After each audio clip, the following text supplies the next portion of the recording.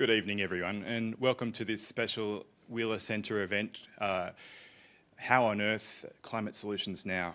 My name's Andrew Weir and I'll be your host this evening. And thank you to everyone for bearing with us as we've responded to the rapid evolution in the coronavirus. Really apologies for the late notice and the late cancellation, but public health does have to come first. And we're really hopeful that this live stream will be a useful substitution for the event, so thank you. What a fantastic evening we're in for. The world is facing all sorts of problems, coronavirus amongst them, but tonight we are in for a big dose of optimism with some of the world's foremost experts on climate change here with us tonight. But before we kick off, I'd like to acknowledge the traditional owners of the land on which we're meeting and recognise their continuing connection to the land, waters and culture. I pay my respects to elders past, present and emerging, and to the Aboriginal elders of other communities who may be here today or watching with us at home. I would encourage everyone watching to tweet liberally throughout these presentations today, posting comments and questions using the hashtag #ClimateSolutionsNow. That's hashtag #ClimateSolutionsNow. And the speakers will address some of your questions later on.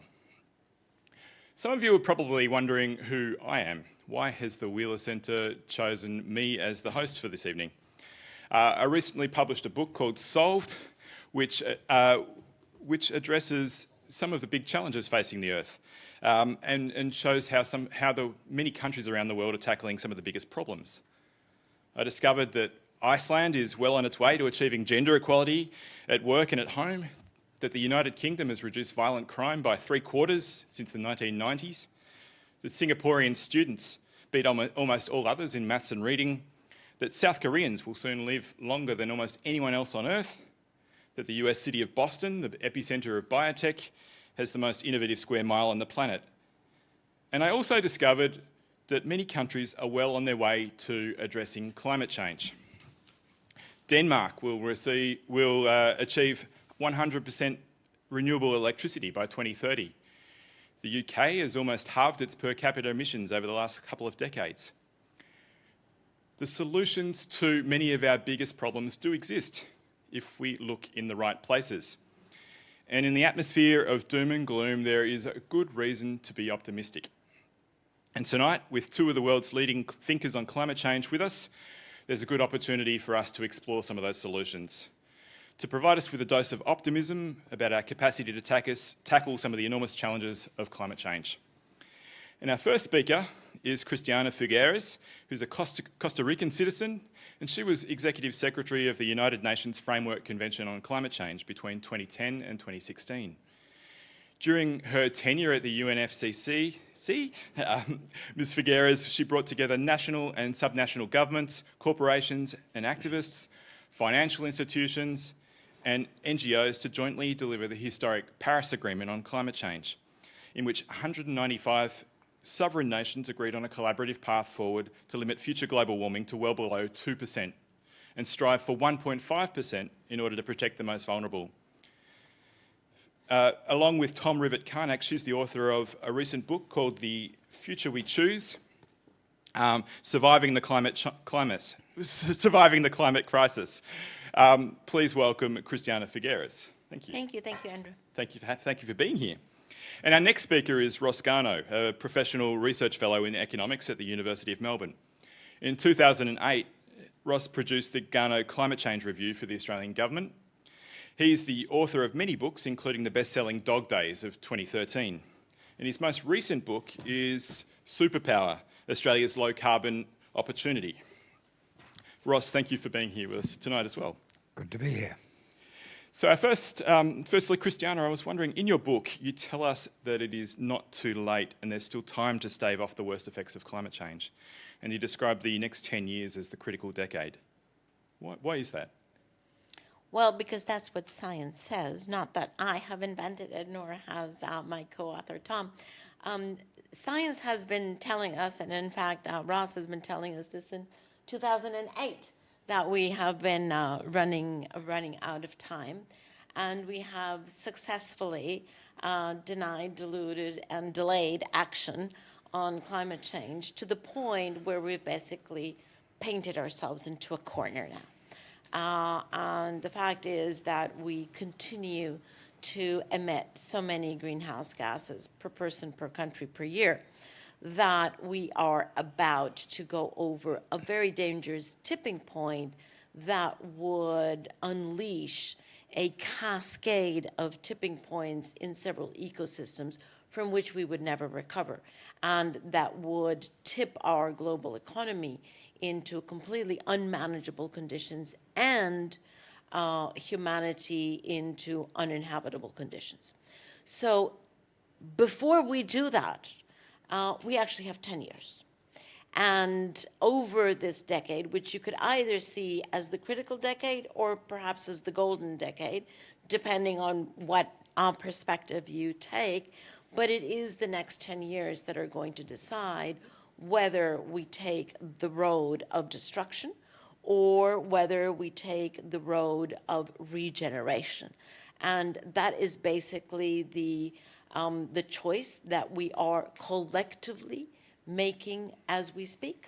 And by 2030, we will know which road we chose. And what are some of those milestones on the way? You mentioned, I think, 2030, we need to reduce our emissions by a half. Yes, exactly. So by 2030, which is over the next 10 years, this decade, we will have to have removed or reduced our emissions, global emissions, by 1/2 compared to where we are today. And interestingly, I think in your book you've suggested that for developed countries like Australia, we should be aiming for more than that, perhaps 60%. Well, the reason why we think it is both possible and fair that industrialized countries head for more than a 50% is because industrialized countries, from a moral point of view, certainly carry more of the historical responsibility than developing countries. Secondly, because industrialized countries have more resources at hand to invest into the technologies that are the technologies of the solution. And thirdly, because developing countries actually need a little more time to make the transition, and certainly they need to make that transition to get their populations out of poverty, but that may entail a longer tail of emissions than can be controlled right now. Yeah. And one of the mindsets that you describe in your book as being important to our creation of a better world is what you call stubborn optimism. What is that, and why is it important? Well, we have seen throughout so many years that we have been active on climate change response that those of us who have been working on climate have made a huge mistake, which is to focus on the doom and gloom scenario, on the very scary scenario that we could perhaps be facing, and not addressing or communicating in as compelling a fashion the huge opportunity that stands to be reaped by us. So we focus more on the threats of climate change, which are admittedly in a country such as Australia just barely coming out of the terrible bushfires. We know that the threats of climate change are really devastating, but we have not focused as much on the opportunities that come with responding to climate change and moving to a clean, much more stable, safer, healthier economy. Yeah. And Ross, in your book, you describe the economic opportunity that a low-carbon economy can bring to Australia. Does that mean Australia doesn't have to choose between emissions abatement and economic growth?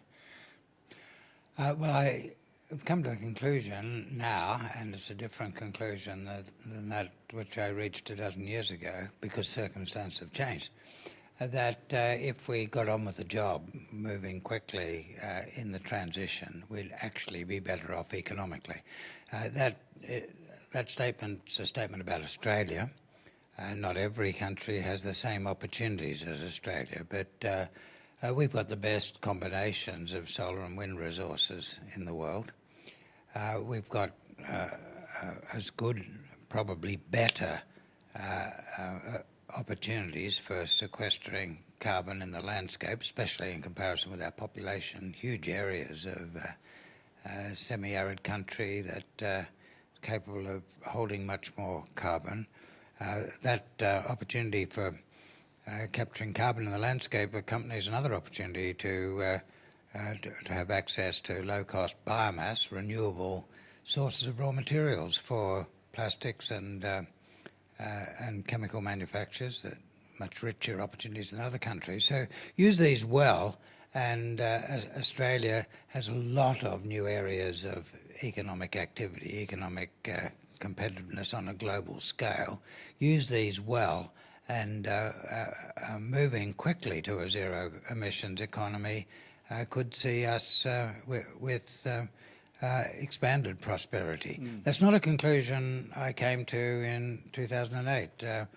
And what has changed since then, most importantly, is that the costs of zero emissions, especially energy, but also a number of other industrial processes, have come down far more rapidly than we expected.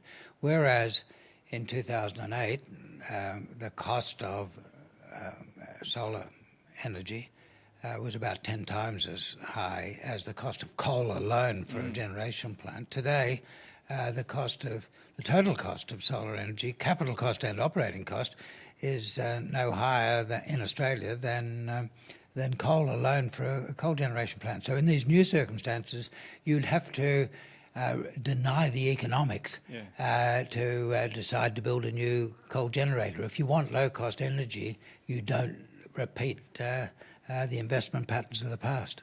And over the last... Andrew, I have to say, from the point of view of those of us who are not Australian, actually, it makes us quite jealous that Australia is so abundantly endowed with the natural resources that were the backbone of economic development of the last century, abundantly endowed with fossil fuels. And as though that were not enough of a privilege, Australia is also abundantly endowed with the natural resources that are the backbone of the economy in the 21st century. Now, you tell me, which country in the world is actually sitting on a big nest of golden eggs in 2 centuries with the sources of power of 2 completely different centuries? It is very unique, and something that makes, other little countries actually quite jealous. And I don't think that it's realized in Australia. No. I don't think there's enough of an awareness of the fact that you had everything you needed last century and you had everything you need this century. Well, Don't you think that's a little bit unfair? It's a little bit unfair, but it's also unfair, Christiana, for you not to acknowledge another reality, that if the world doesn't come to grips with this problem, Australia will be the country most damaged by climate change. Well, that is very true, and I hope that the bushfires have actually raised that awareness, right? Because to argue, and Ross, I'd be very interested in hearing your opinion about this, but to argue that Australia only has 1.3 of global emissions and therefore has no responsibility, which in my mind means no opportunity to lower emissions, just doesn't cut it, right? Because that's not the point. The point is that Australia is highly vulnerable, exceedingly vulnerable. I would say just as vulnerable as the small low-lying islands for different reasons. And if Australia doesn't participate in solving this problem, Australia cannot call on other countries to help solve the problem. And Australia depends on the collaboration of all countries to solve its own problem with vulnerability. So I totally agree with you that Australia really is in this amazing position of having everything to solve the problem and have economic development, and yet it doesn't seem to be a compelling enough argument. Well, it hasn't been compelling enough to win the policy debates recently. But I think it's broadly understood in the Australian community. I think there is a base of support for strong action in the community at large, and it's something of a Which is new? No, not entirely. I think there's been a failure of our democracy accurately to reflect the preferences of the community. Now, the reason for that failure is a rather complicated one. I've written a little bit about that, but flaws in our monopoly media, excessive influence of vested interests over the democratic process. And when you've got the world's best coal and gas resources per person, well, at least in the developed world for gas, as we have, you've got very big established industries who are prepared to invest a lot in the political process to make sure that we don't act To in the extend the life of these industries. and to make sure we don't act in the public interest for Australia. And that investment in distortion of our democratic processes has been very influential. So, Ross, much of the political debate in Australia in recent years in particular is focused on the transition costs to regional economies built on industries such as coal mining, for example. Yet, in your book, you describe the enormous opportunity for regional Australia in a low emissions economy. Can you tell us a bit more about that? Yes, I've already mentioned that Australia has exceptional opportunities in a zero emissions world economy, both in using low cost energy to do energy intensive business, especially processing minerals. Australia is the main exporter in the world of the minerals that require a lot of energy to turn them into metals. But also the opportunity for sequestering carbon in the landscape, for using biomass as a base for industrial activities. It just happens that all of these activities would be in regional Australia, rural and regional areas. So we do acknowledge that regional and rural Australia has done relatively poorly out of economic development in the last generation. This is a way of correcting it. Making good use of our opportunities in the zero emissions world economy will disproportionately bring benefits to rural communities. I myself have interacted a lot with rural and provincial communities as I've done the work on climate change in the last 13 years. Initially, partly because I was very much aware that a lot of the costs of adjustment would be borne by coal mining communities, coal power generation communities, which are in provincial Australia. But gradually I came to realise that even those places that currently get their jobs and their incomes from coal mining and power generation have quite exceptional opportunities in the new economy. And so I've been working these last few years with a lot of those communities. I spent early this week in central Queensland with leaders of the Barcaldine Shire. It happens to be the shire in which you've got the world's largest undeveloped coal resources, the Galilee Basin, but it's also the best solar resource in eastern Australia, and as good as any in the world. It's the natural place to supply energy for a lot of the new industries that will be important if Australia grasps its zero emissions opportunity. You see, golden eggs everywhere.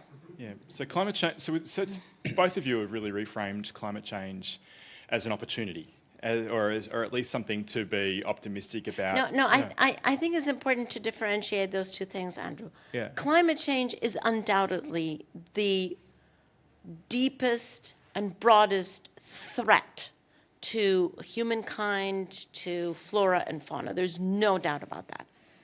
However, addressing climate change, which is different than climate change, addressing climate change, taking advantage of these resources, developing the technologies, putting in place the policies that need to be made, and shifting the finance, that's everything addressed. So it is addressing climate change that is a huge opportunity. It's not climate change. And what mindset change do we need? Those two things need to be separated, because otherwise, we're logically contradicting each other. We can't say that climate change is both the greatest threat and the greatest opportunity. That doesn't make sense. Climate change is definitely the greatest threat, but addressing it is the greatest opportunity. Sure. And does that require a change in mindset from I where think we've it been? does. Well, for the very reasons that Ross has just shown us, right? If we obsess on trying to keep the economy and the technology where it has been in the past century, then we don't open ourselves to the possibilities of the future. If we assume that everything that has gone in the past is determinant of the future, then we stay in the tried and true and we're not able to move forward. And so, yeah, we talk about three mindsets, all of which have to do with moving from extraction to regeneration, because it is no longer possible to simply extract, use, and dispose. We have to move to a very different economy, of which the shared economy and the circular economy is a very important part.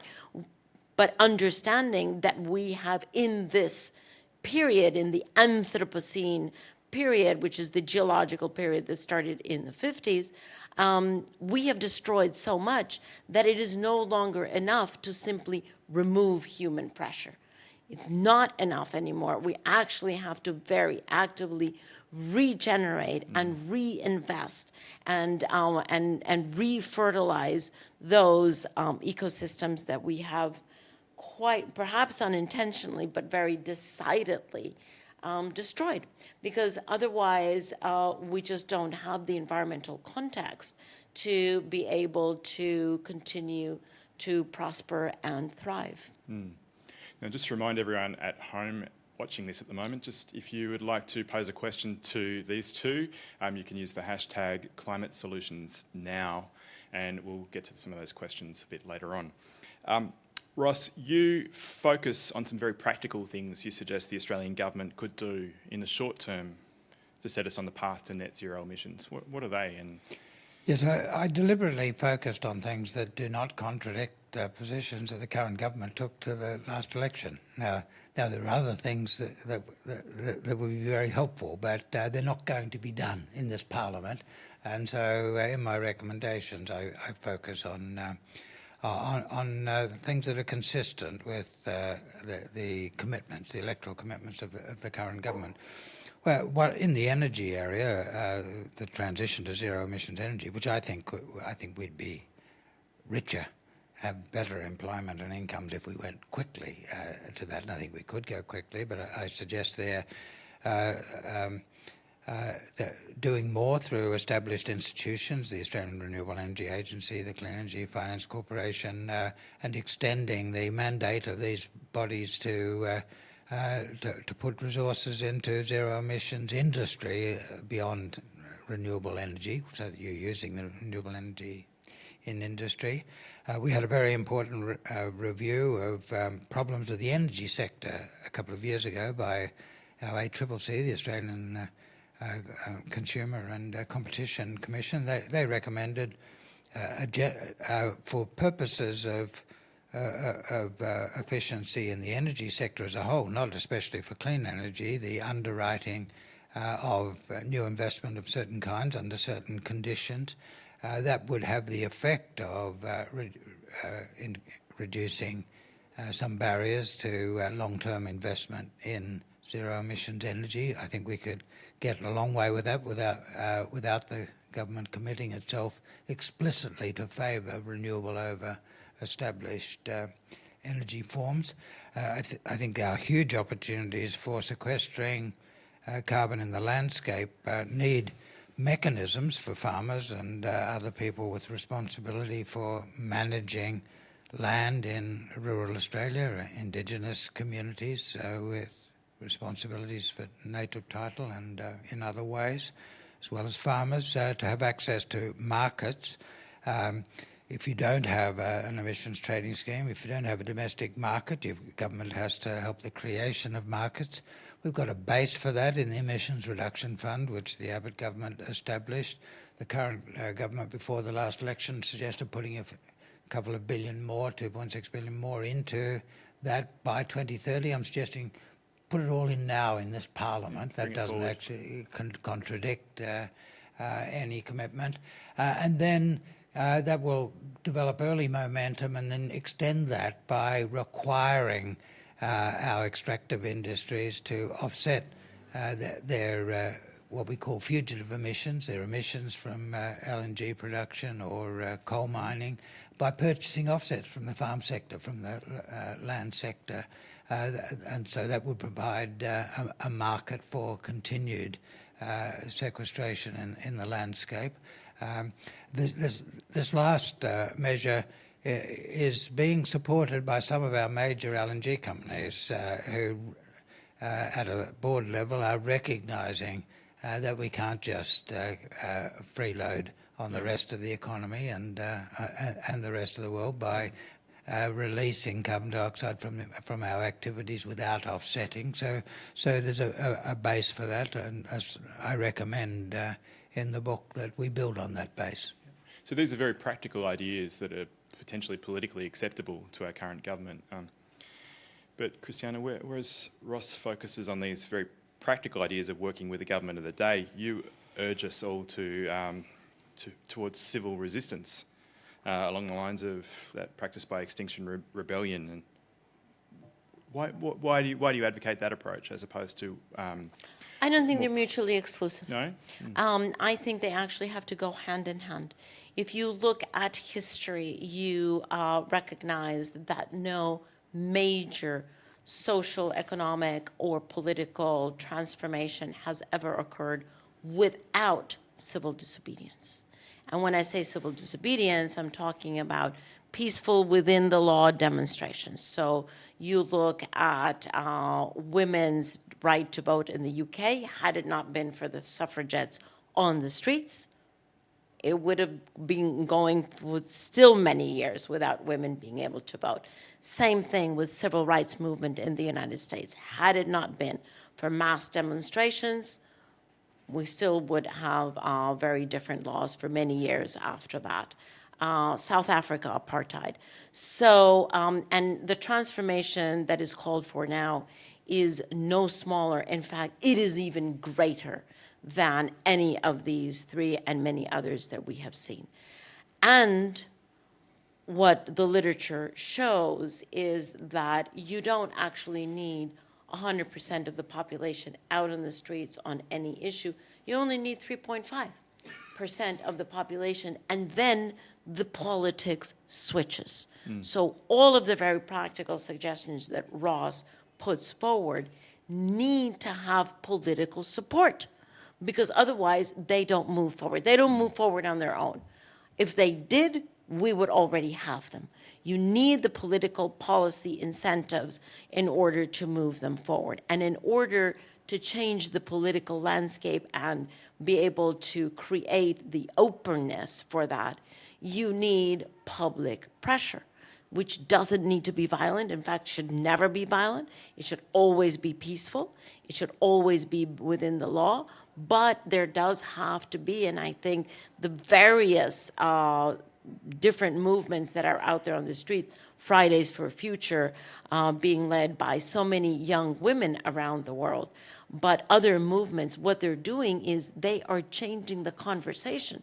They are waking up people to the public opinion to both the urgency of addressing climate change, but also what they're doing is they're waking many people out of complacency and indifference, because too many of us have been indifferent and complacent for decades without putting any pressure on policy or finance or technology or corporations. And so they're doing both of these very important roles. They are waking up complacency and indifference, but they're also rising the awareness and the consciousness of the public toward the change that needs to be done. So the two are not mutually exclusive. Just civil disobedience without the very concrete solutions brings us nowhere, and the concrete solutions need to be supported by public opinion. And do you agree, Ross? Would you urge Australians to engage in civil disobedience?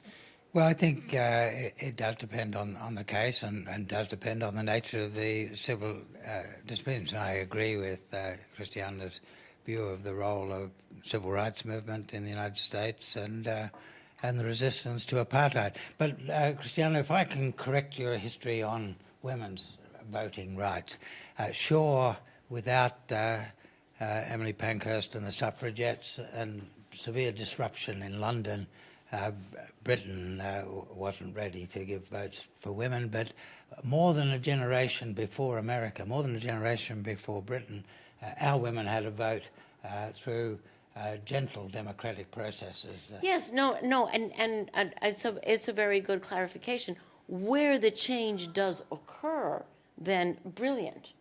And, you know, women in my country obtained the vote, also very, very calmly without having to go to that. But we have reached a point on climate change where we are up against the wall. And frankly, none of those other issues that I have mentioned have the consequential impact that climate change, unabated climate change has. And we're up against the wall. Had we started with all of these technologies decades ago, we could still afford the license, the luxury of going around, you know, wonderful Australian way, moseying our way toward the transformation that will occur anyway. The problem is timing. There is no, you know, climate change, addressing climate change is one of the 17 SDGs, which are the social development goals, sustainable development goals. All of those have a time through which we need to deliver them. It's 2030. But none of them have a ticking bomb inside of them. None of them have the capacity to wipe off all of the advances that we have had, social, economic, political, human rights, all of those advances that we have had in the past 10 to 15 years. Climate change, unabated climate change, can wipe all of that progress off, all of it. And that is not something that we can actually stand up for. So yes, the technologies are absolutely critical and they're concrete. And again, Australia is unbelievably blessed with all of those options that most countries don't have. And at the same time, we have to be able to shift public opinion so that you can have the necessary political regulations, incentives, and measures put in place so that we do this transition in a timely fashion. And we do have a number of questions from the audience, so I might get to a couple of those now if that's okay. So this question is from Yasemin Ansari. What are the most impactful policies that a big city can implement to curb its emissions and make a dent in addressing global climate crisis? Well, pick one, and I'd pick right at the moment in Australia, facilitating the electrification of transport. Especially private cars, but other forms of transport as well. And one very practical matter, making it easy to charge electric cars wherever people are as they go around their daily lives would have a very big effect. And that's a local council responsibility in many respects. I would like higher levels of government to support councils in that, but that is a city government role. And I would agree with that as long as the electric grid is clean. Because if the electric grid is not clean, and currently Australia has, 60% of its grid is coal, then we may be improving the local quality of life of a city. But if what we're actually doing is using coal in the electric grid, then we're not helping the global environment. We may be helping local, because what we would do is we would substitute electricity, or electricity would substitute liquid fossil fuels that are highly polluting and that are killing 7 million people around the world per year.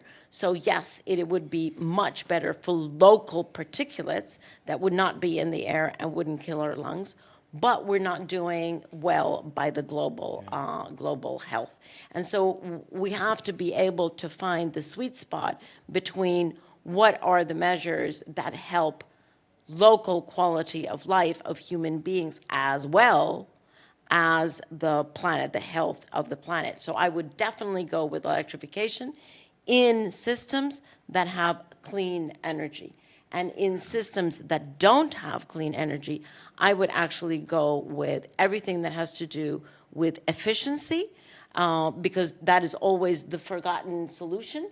We just waste an inordinate amount of energy and of money because we don't have efficiency in all our systems, heating, cooling, lighting, everything. So I would go first with efficiency. I would also go with greening cities. More and more, to your point about landscape carbon absorption, I would definitely, and that is so easy to do, to put incentives into greening cities. And I would go with public transport, much better public transport, even if it's still fossil fuel, or even if it is electric and coal-based.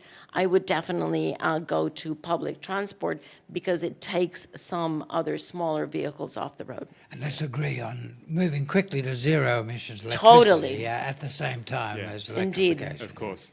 Now, Christiana, Jane Burns asks whether you have been asked by the Australian government to meet with them while you're here in Australia. I have met with some members of the Australian government. Did you get a good reception? Yes. Excellent, excellent, excellent. All right, one more question we have. It relates to coronavirus, I guess, is a question from one of our watchers, is that if governments are struggling to deal with a big crisis like coronavirus at the moment, how will that impact on the ability to respond to an underlying, long-term, even bigger crisis like climate change? Well, coronavirus is going to give us a very difficult economic problem.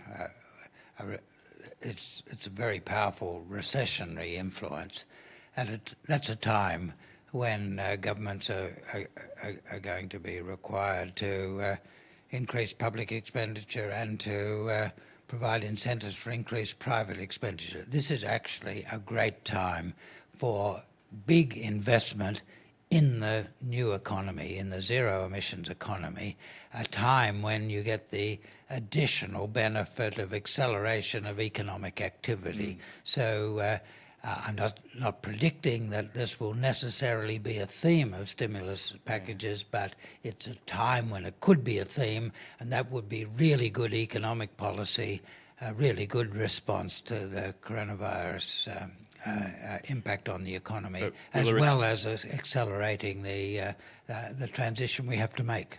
Would a deep recession, though, impact on private sector investment that's required to mitigate emissions? Private sector investment will come behind the transition if it's profitable, and there's no.